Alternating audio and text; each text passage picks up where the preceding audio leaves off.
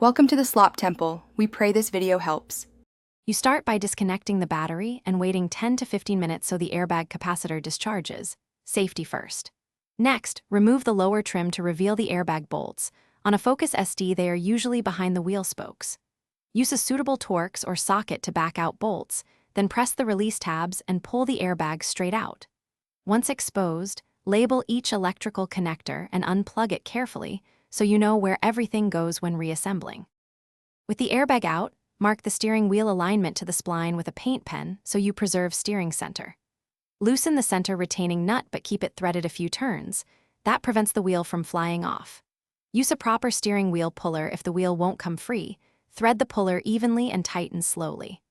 Once the wheel breaks free, remove the nut and lift the wheel straight off the spline shaft, ensuring wiring clears the horn contacts and clock spring.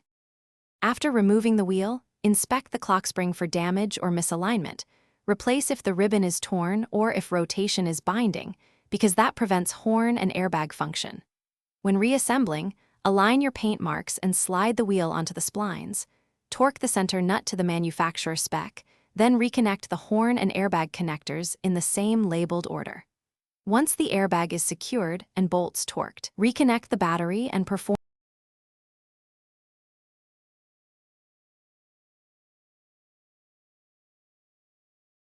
Thanks for watching. Consider subscribing if we helped you.